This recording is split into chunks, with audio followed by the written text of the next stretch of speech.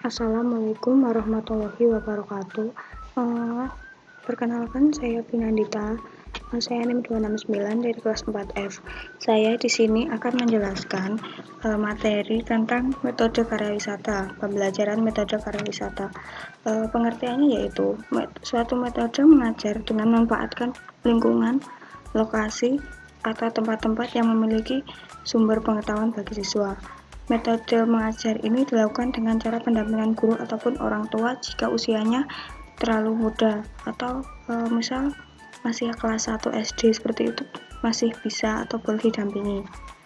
Kemudian hal-hal yang perlu diperhatikan, menentukan sumber-sumber masyarakat sebagai sumber belajar mengajar, mengamati kesesuaian sumber belajar dengan tujuan dan program sekolah, menganalisis sumber belajar, kemudian menghubungkan sumber belajar dengan kurikulum.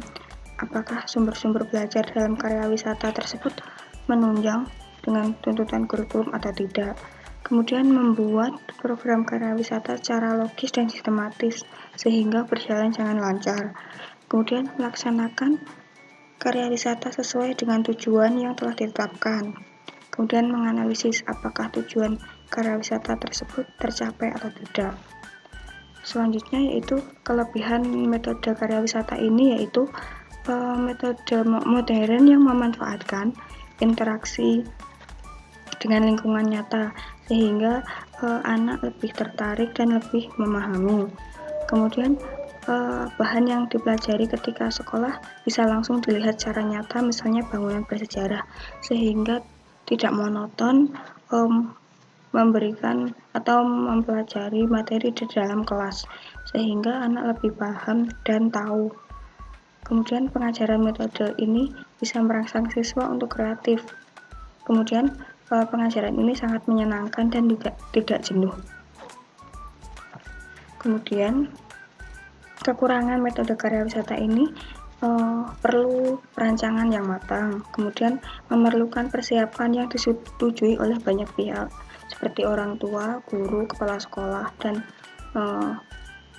pihak sekolah. Kemudian sering kali metode belajar ini mengutamakan tujuan rekreasi daripada tujuan pembelajaran. Sudah banyak terjadi kalau karya wisata tersebut digunakan hanya untuk rekreasi, tapi pembelajarannya kurang seperti itu, membutuhkan biaya yang cukup mahal. Ini merupakan kendala yang banyak dihadapi. Kemudian memerlukan pengawasan dari pihak guru dan orang tua.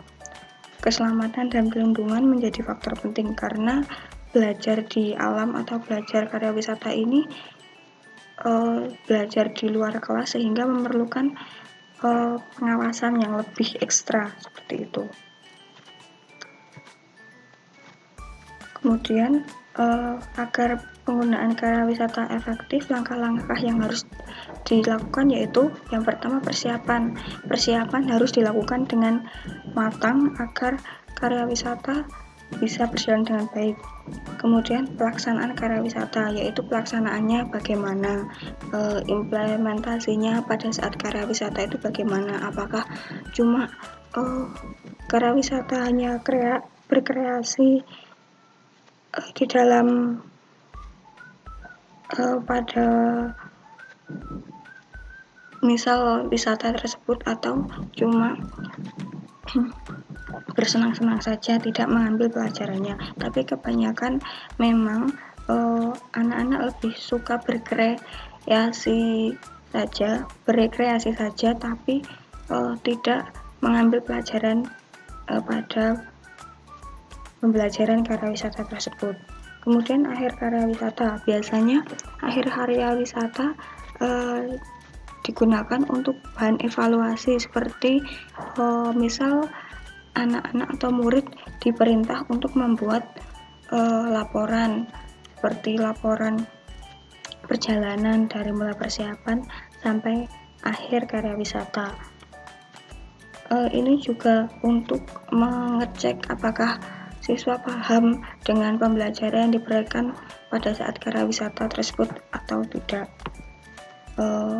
Mungkin itu saja materi karya wisata yang dapat saya sampaikan. Kurang lebihnya saya mohon maaf. Wassalamualaikum warahmatullahi wabarakatuh.